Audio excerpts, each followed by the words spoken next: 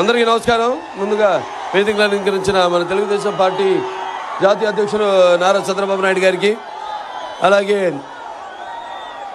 వేదికను అలంకరించిన మన తెలుగుదేశం పార్టీ నాయకులకు, అలాగే జనసేన నాయకులకి, అలాగే వేదిక ముందున్న తెలుగుదేశం పార్టీ కార్యకర్తలకు, అభిమానులకు, అలాగే జనసేన కార్యకర్తలకు, అలాగే పవర్ స్టార్ పవన్ కళ్యాణ్ సోదరుడు ఆయన అభిమానులందరూ కూడా నాకు నా హృదయపూర్వక నమస్కారాలు తెలియజేసుకుంటున్నాను. ఈనాడు ఈ యొక్క రా మహాసభకు ఈ యొక్క మన పరిరక్షణ కోసం, మన ఆంధ్ర రాష్ట్ర పరిరక్షణ కోసం బతుకంకణం ఉన్నాయి కదిలొచ్చిన ముఖ్యంగా హిందూపూర్ ఈ సెగ్మెంట్ పార్లమెంట్ సెగ్మెంట్ ప్రజలందరూ కూడా, అలాగే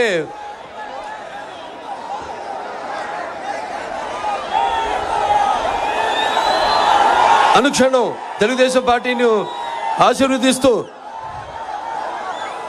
నీరాజనాలు పడుతున్న నా తెలుగింటి ఆడపడుచులకు, యువతరానికి ప్రతినిధులు, నవతరానికి నాయకులు, భావితరానికి భారతదేశపు మహాశక్తి అయిన యువకులకు అందరికి కూడా నా నమస్కారాలు తెలియజేసుకుంటూ, మరి ఈరోజు ఈ కదిలిలా చూస్తున్నాం. ఈ భూమి మీద ఎందరో పుడతారు గిడతారు కానీ అందరూ మహానుభావులు కాలేరు. ఒక మనిషి మౌన విద్యాపథంలోకి నడవాలంటే, అత్యున్నత శిఖరాలకు ఎదగాలంటే సత్సంకల్పం కావాలి, అగ్గుంట దీక్ష పూనాలి, నీ దారిలో నువ్వు నడవాలి. అది మా నాన్నగారు చూసి నేను నేర్చుకుంది. అది ఆయన్ని చూసి మన ప్రీతమ నాయకులు తెలుగుదేశం పార్టీ జాతీయ అధ్యక్షుడు చంద్రబాబు నాయుడు కూడా అదే ఆయన్ని నమ్ముకుని, ఆయన సిద్ధాంతాన్ని నమ్ముకుని మరి ఆనాడు ఆయన తెలుగుదేశం పార్టీని పెట్టారు. అప్పుడే పుట్టిన బిడ్డ బొట్టు కొయ్యక ముందే అసలు ఈ రాజకీయం అంటే ఏంటో తెలిపిన మహానుభావుడు నందమూరి తారక రామారావు గారు. అంతవరకు చాలామందికి అసలు రాజకీయాల మీద పెద్ద ఆసక్తి లేదు, చాలామందికి అసలు తెలిసేది కాదు. అటువంటిది వాళ్ళందరినీ చైతన్యవంతుల్ని చేసి రాజకీయాల్లో కూడా రియల్ హీరో అనిపించుకున్నారు నందమూరి తారక రామారావు గారు.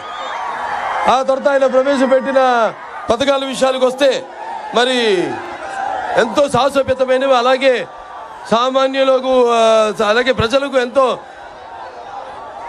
సానుకూలమైనవి, అలాగే ఉపయోగకరమైనవి.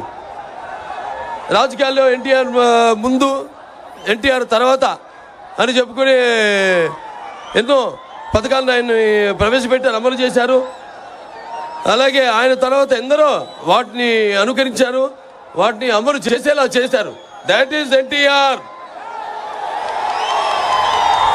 అలాగే అందుకే ఆయన పేదవాడి ఆకలి బాధ తెలిసిన అన్న ఆయనే. అలాగే జనంకి జనం భవిష్యత్తు వాడికి దారి చూపిన, భరోసా ఇచ్చిన అమ్మ ఆయనే. అలాగే ఆయనకి